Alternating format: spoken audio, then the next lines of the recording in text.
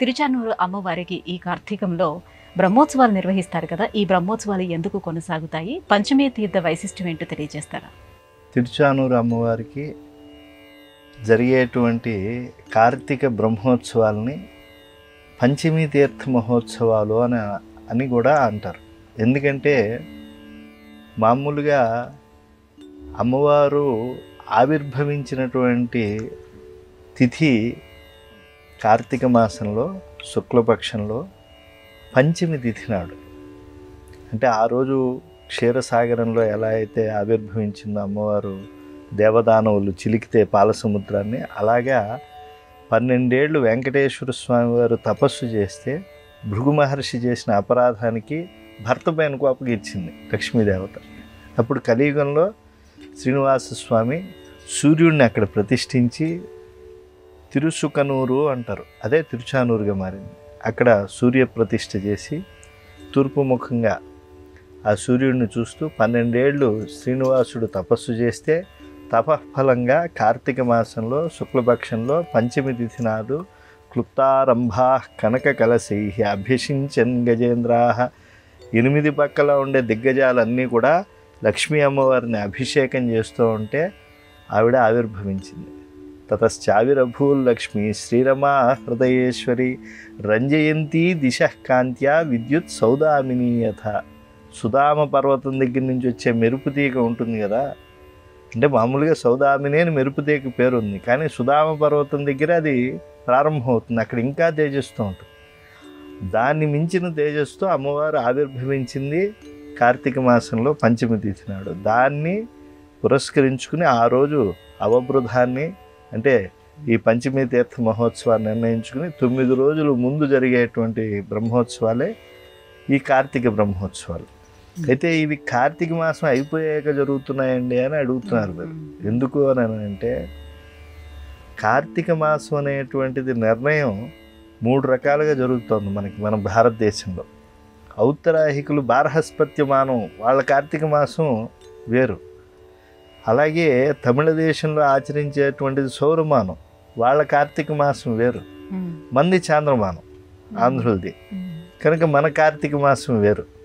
కాబట్టి అక్కడ మహాలక్ష్మీదేవి సన్నిధానంలో, అంటే పద్మావతి దేవికి తిరుచానూరులో జరిగేటువంటి పంచమీ తీర్థాంతంగా పరిపూర్ణమయ్యేటువంటి ఈ కార్తీక బ్రహ్మోత్సవాలు ద్రవిడ సంప్రదాయంలో జరుగుతున్నాయి.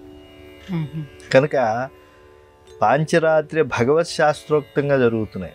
ఆశ్చర్యం చూడండి, స్వామివారికేమో వైఖాన సాగమోక్తంగా, అంటే విఖనస మహర్షి చెప్పినట్లుగా జరుగుతోంది. ఒకప్పుడు సోమకాసురుడు వేదాలను అపహరించాడు, మరి వేదాలు లేకపోతే భగవంతుడి పూజ ఎలా చేస్తాం? అప్పుడు 5 అహోరాత్రాల్లో 5గురికి, అనంతుడు, గరుడు, లక్ష్మి, విశ్వక్సేనుడు, నారదుడు, వీళ్ళకి తనని ఎలా ఆరాధన చేయాలో నేర్పించి మత్స్యావతారంలో మహావిష్ణువు వెళ్ళి పోరాడి తిరిగి వేదాలని బ్రహ్మగారికి తెచ్చి ఇచ్చాడు. అప్పటి నుంచి మళ్ళీ వైదిక పూజలు వచ్చాయి. కనుక తన నాథుడే ఉపదేశించినటువంటి పూజా విధిలో తనకి పూజలు జరగాలని పాంచరాత్రి ఆగమ శాస్త్ర విహితంగా అమ్మవారి బ్రహ్మోత్సవాలు జరుగుతాయి. అలాగే ఈ సౌరమానాన్ని అనుసరించి జరుగుతాయి.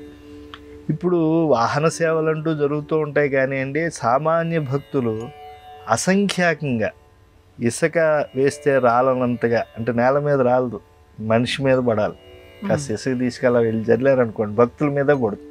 అంత కిటకిటలాడిపోయేట్లుగా భక్తులు వస్తారు తిరుచానూరుకి. ఎప్పుడు మిగతా ఎన్ని వాహనాలు గొప్పవే కదా, అమ్మవారు ఎక్కాక ప్రతి వాహనానికి పవిత్రత ఉంటుంది కదా, కానీ పంచమీ తీర్థ మహోత్సవాలకు వస్తారు. ఎందుకంటే అమ్మ ఆవిర్భవించినటువంటి రోజు. అసలు వెంకటేశ్వర స్వామి తిరుమలలో ఉంటారండి ఆ సమయంలో, గుడి మూసేస్తారు. పొద్దున్నే ప్రాభాతికి పూజలు చేసేసి సుప్రభాతాదులు నిర్వహించేసి అక్కడి నుంచి పసుపు పణ్యారం అవన్నీ ఏనుగుల మీద గౌరవంగా తెచ్చేసి తిరుచానూరులో అమ్మవారికి అభిషేకం చేస్తారు. ఆ తర్వాత చక్ర రూపస్య చక్రిణ, స్వామివారికి కానీ అమ్మవారికి కానీ ఆత్మస్థానీయుడు చక్రతాళ్వార్లు. కనుక చక్రతాళ్వార్లు సరసన అమ్మవారి యొక్క పూజ జరుగుతుంది. తిరుమలలో కూడా ఉత్సవాంతంలో స్వామివారికి ఆయాసం కలుగుతుంది. ఉత్సవాంతంలో అమ్మవారికి ఇన్ని వాహనాలు ఎక్కింది కాబట్టి ఆవిడకి శ్రమ కలుగుతుంది. ఈ శ్రమ పరిహారార్థం స్నానం చేయించాలి. కాబట్టి విగ్రహాన్ని పట్టుకెళ్ళి జలాల్లో ముంచేద్దామని చేస్తే అది పవిత్రత కాదు. కాబట్టి వాళ్ళకి ఆత్మస్థానీయమైనటువంటి చక్రతాళ్ వాళ్ళకు కూడా సమానంగా పూజ చేసి ఆ చక్రతాళ్ వారిని తీసుకెళ్ళి అవబృధం చేస్తారు. కనుక చక్రతాళ్ వారు లాంటి మహానుభావుడు మునిగినటువంటి సమయంలో మేము కూడా మునుగుతున్నాము అని చెప్పి ఆ కార్తీక బ్రహ్మోత్సవాల్లో జరిగేటువంటి ఆ పంచమి తీర్థ వేళ అందరూ స్నానాలు చేస్తారు. అందుకని చెప్పి ఆ పంచమీ తీర్థ మహోత్సవాలు అని అంటే తిరుచానూరు క్షేత్రం చుట్టుపక్కల ఉండేటువంటి వాళ్ళందరూ కూడా ఒంట్లో బాగాలేకపోయినా ఎన్ని పనులున్నా అన్నీ మానేసి అలా పరుగున వచ్చి అక్కడ స్నానం చేసి లక్ష్మీదేవత కటాక్షం మనకు దొరికింది, మన జన్మ చరితార్థమైంది, పూర్వజన్మ సుకృతం వల్లనే మనకి భాగ్యం లభించింది అని అంటారు. కనుక అమ్మవారి బ్రహ్మోత్సవాలు కార్తీక మాసం అంటే సౌరమానాన్ని అనుసరించి జరుగుతాయి.